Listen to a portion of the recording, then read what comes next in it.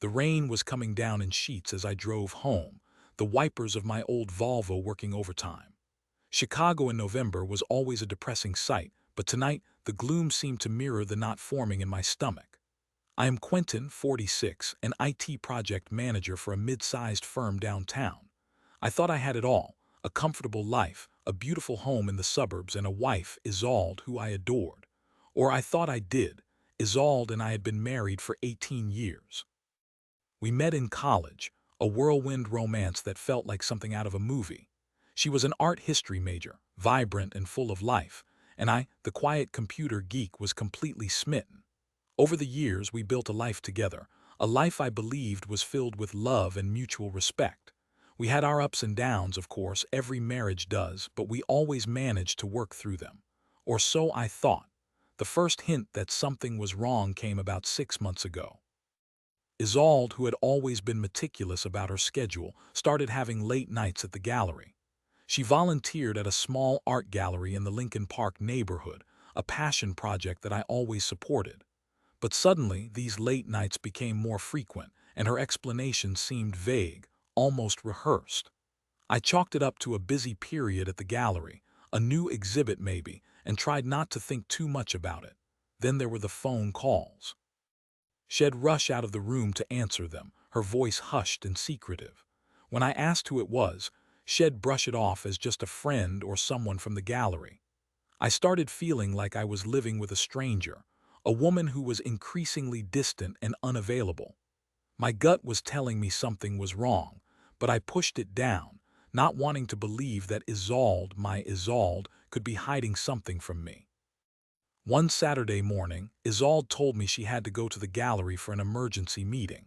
It was a beautiful day, unseasonably warm for November, and I had planned a day of hiking in Starved Rock State Park, something we both loved to do. She apologized, said she'd make it up to me, and promised to be home early. I watched her drive away, a wave of disappointment washing over me. Instead of moping around the house, I decided to tackle a project I had been putting off for months, organizing our attic. It was a dusty, cluttered space filled with old boxes, forgotten toys, and relics from our past.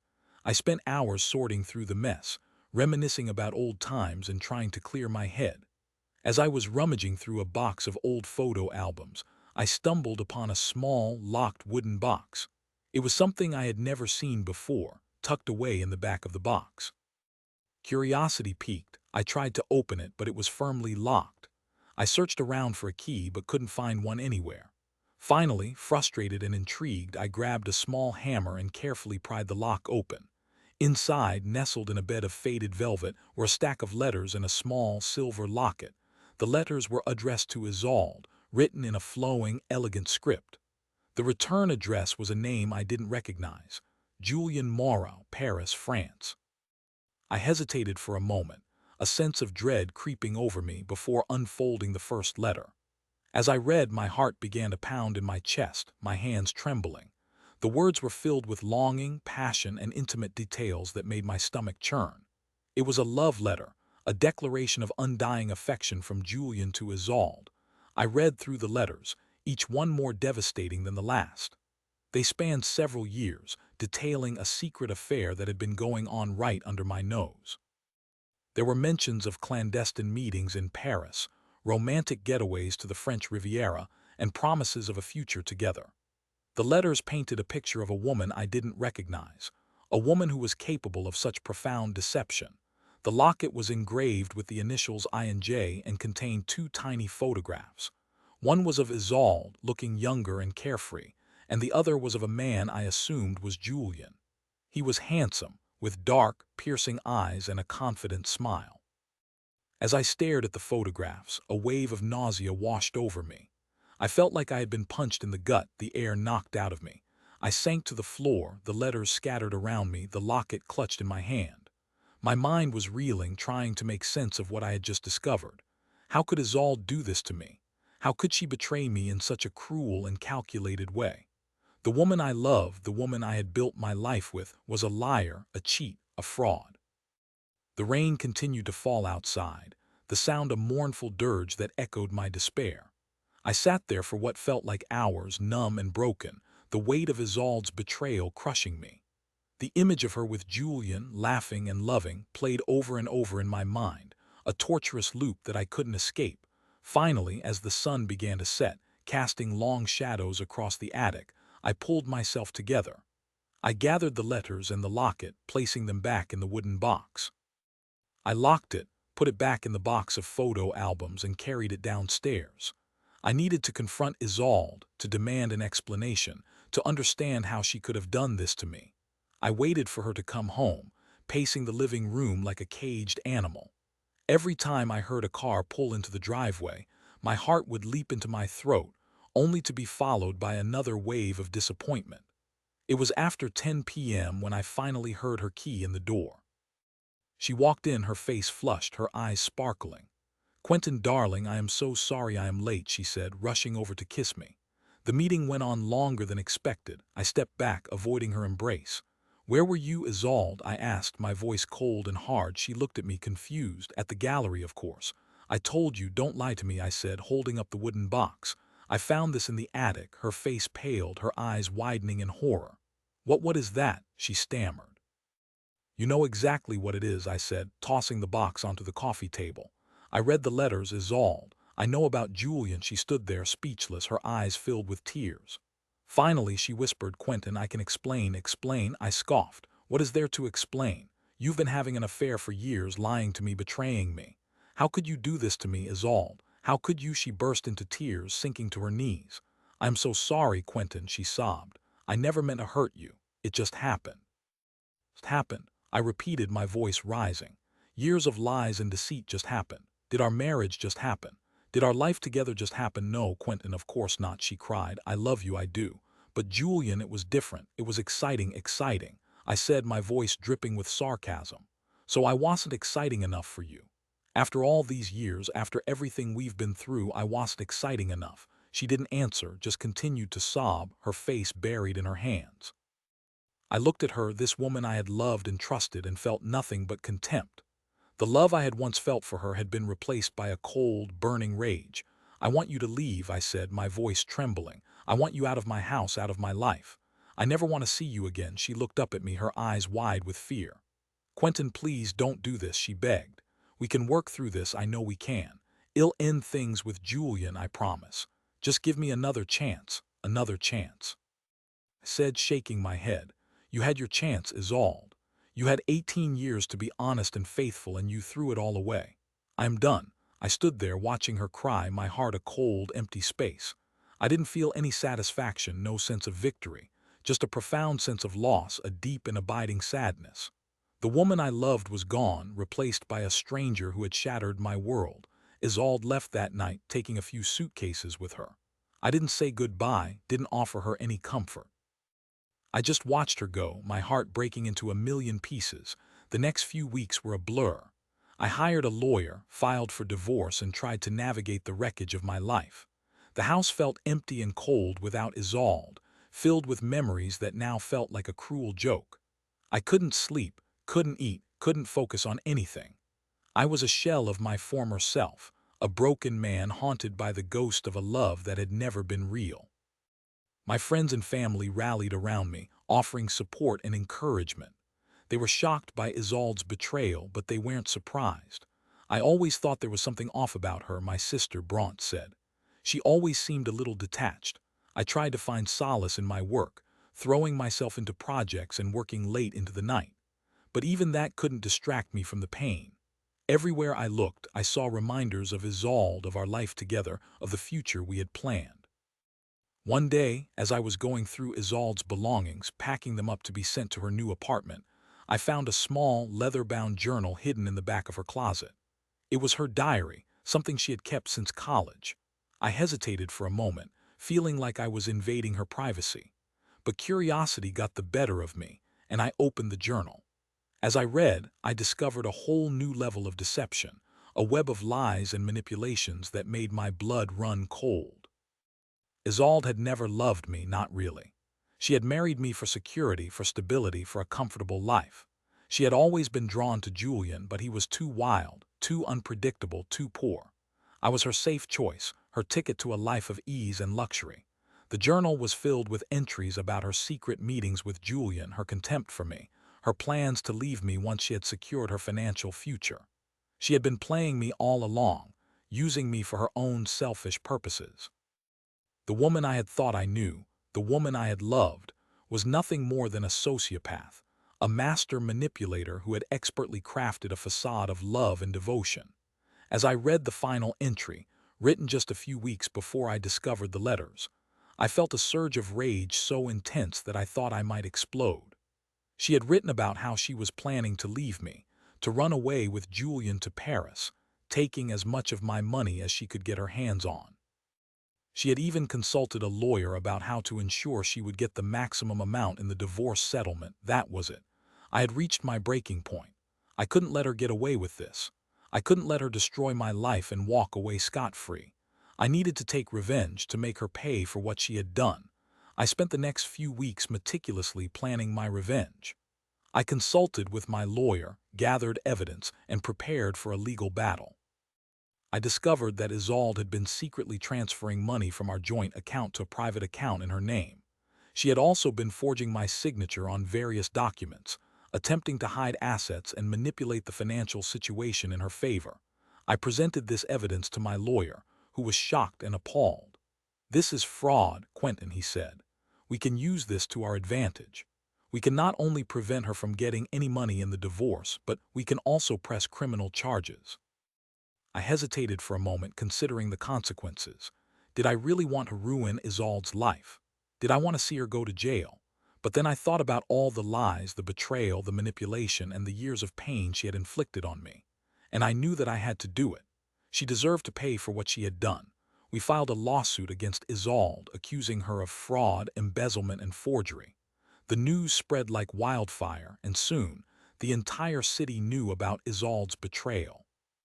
She was ostracized by her friends and family, her reputation ruined. The art gallery where she volunteered asked her to resign, and her social life evaporated. Julian, upon learning about Isolde's legal troubles, dumped her like a hot potato. He didn't want to be associated with a woman who was facing criminal charges, a woman who had lied to him and manipulated him just as she had manipulated me. Isolde was left with nothing. No money, no friends, no reputation, no Julian. She was completely and utterly alone, the architect of her own downfall. The divorce was finalized a few months later. Isolde received nothing, not a penny. She was ordered to repay all the money she had stolen from our joint account, and she was facing a long prison sentence. Justice had been served. I know some people might say that my revenge was too harsh, that I should have just walked away and moved on with my life. But I couldn't. I needed to hold her accountable for her actions, to make her understand the consequences of her betrayal. And in the end, I believe that I did the right thing. It's been several years since the divorce. I've moved on with my life, found happiness again, and learned to trust again. I am now in a loving relationship with a wonderful woman, Lindra, who appreciates me for who I am and who would never dream of betraying me. Isolde, on the other hand, is still paying the price for her actions. She served her time in prison and now lives a quiet, solitary life, haunted by the ghosts of her past. I don't feel any satisfaction in her misery, but I don't feel any sympathy either. She made her choices, and she has to live with the consequences. As I sit here looking out at the rain-soaked streets of Chicago, I can't help but feel a sense of closure. The pain of Isolde's betrayal will always be a part of me, but it no longer defines me. I am stronger now, more resilient, and more aware of the darkness that can lurk beneath the surface of even the most seemingly perfect relationships. And to you, dear reader, who may be going through a similar experience, know that you are not alone. Betrayal is a painful and devastating experience, but it doesn't have to define you. You can survive, you can heal, and you can find happiness again. Just don't let the bitterness consume you. Seek justice, but don't let revenge become your sole purpose. Focus on healing, on rebuilding your life, and on finding love again. You deserve it. One evening, a few years after my divorce from Isolde, I received an unexpected phone call. It was from a woman with a French accent, identifying herself as Julian Moreau's sister, Annalise. She explained that Julian had passed away a few months prior from a sudden illness, and that in his belongings they had found a letter addressed to me. "My brother wanted you to know the truth," Quentin, Annalise said, her voice heavy with sadness. "He felt immense guilt for his role in your suffering and wanted to offer you his sincerest apologies." I was taken aback, unsure of what to say. Julian, the man who had been my nemesis, the man who had stolen my wife, was now dead, and his last act was to offer me an apology. "I understand if you don't want to hear it," Annalise continued, "but I felt it was my duty to deliver this message." Julian was a complicated man, but he was not without remorse. I asked her to read the letter to me. As she spoke, her voice thick with emotion, I listened intently, my heart pounding in my chest. Julian's letter was a confession, a detailed account of his affair with Isolde and a scathing indictment of her character. He admitted that he had been infatuated with her beauty and charm, but that he had soon realized she was a manipulative and self-centered woman. He described how she had used him, promising him a future together while secretly plotting to leave me and take my money. "I was a fool," Quentin, Julian wrote. "I allowed myself to be blinded by lust and ambition, and I became a pawn in Isolde's twisted game. I am ashamed of my actions, and I deeply regret the pain I caused you." He went on to reveal that Isolde had lied to him about her intentions, telling him that she was planning to divorce me and marry him. He had even started making plans to move to Paris and start a new life with her. But then, when he learned about her legal troubles and her attempts to defraud me, he realized that he had been played. "Isolde is a dangerous woman," Quentin, Julian wrote. "She is capable of anything, and she will stop at nothing to get what she wants. I urge you to be careful and to protect yourself from her." As Annalise finished reading the letter, I was overcome with a mix of emotions. Relief, vindication, and a strange sense of pity for Julian. He had been just as much a victim of Isolde's manipulation as I had been. "Thank you, Annalise," I said, my voice choked with emotion. "I appreciate you telling me this. It means a lot." "You're welcome, Quentin," she replied. "I hope this brings you some peace." The revelation of Julian's letter brought a sense of closure that I hadn't expected. It confirmed what I had already suspected about Isolde's true nature, and it validated my decision to take revenge. I had done the right thing, not just for myself, but for Julian as well. I had exposed Isolde for who she really was, a dangerous and deceitful woman who deserved to be punished for her actions. But the most important thing that Julian's letter gave me was forgiveness. I was able to forgive him for his part in the affair, to understand that he had been manipulated and misled just as I had been. And in forgiving him, I was able to forgive myself for the anger and resentment that had consumed me for so long. I realized that holding onto those negative emotions was only hurting me, preventing me from moving on with my life and finding happiness again. Forgiveness was the key to healing, to letting go of the past and embracing the future. And so, I forgave Isolde as well, not because she deserved it, but because I needed to. I needed to release the anger and resentment that had been poisoning my soul, to free myself from the chains of her betrayal. Forgiving Isolde didn't mean condoning her actions or forgetting the pain she had caused me. It simply meant letting go of the negative emotions that were holding me back and allowing myself to move on with my life. I realized that I couldn't change the past, but I could control my future. I could choose to focus on the positive aspects of my life, on the love and support of my friends and family, and on the new opportunities that lay ahead. And that's exactly what I did. I embraced my new life with open arms, focusing on my career, my hobbies, and my relationships. I traveled the world, met new people, and experienced new things. I learned to appreciate the simple joys of life and to find happiness in the present moment. And most importantly, I found love again. Lindra is everything that Isolde wasn't: honest, loyal, and compassionate. She loves me for who I am, flaws and all, and she supports me in everything I do. With her, I feel safe, secure, and loved.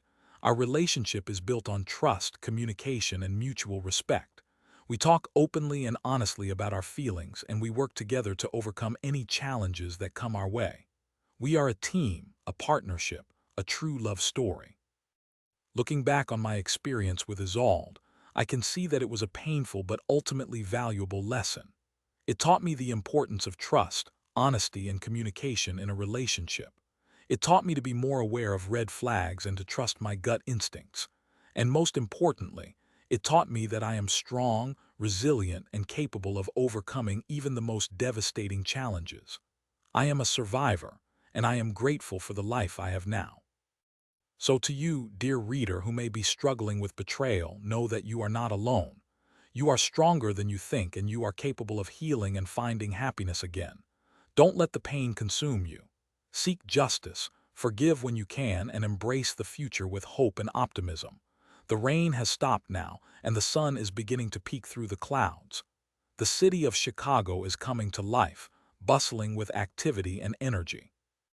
And I am ready to face the day, with a smile on my face and love in my heart. Summary: Quentin, an IT project manager in Chicago, discovers his wife Isolde's years-long affair through hidden letters. The betrayal shatters his world, leading to a divorce and a lawsuit against Isolde for fraud. He uncovers that his wife never loved him and was only using him for financial security. He seeks revenge, exposing her lies and manipulations, leading to her social and financial ruin. Although he finds justice, Quentin remains emotionally scarred until he receives a posthumous letter from Isolde's lover, Julian, who reveals that Isolde manipulated them both. This revelation allows Quentin to forgive Julian and, eventually, Isolde, freeing himself from the bitterness and resentment. He finds love again with Lindra, building a relationship based on trust and honesty. Quentin's journey is a testament to resilience, forgiveness, and the possibility of finding happiness after betrayal. To anyone facing similar heartbreak, remember that healing is possible. Seek justice, forgive when you can, and embrace the future with hope. You are stronger than you think, and you deserve to find love and happiness again. Never give up on yourself.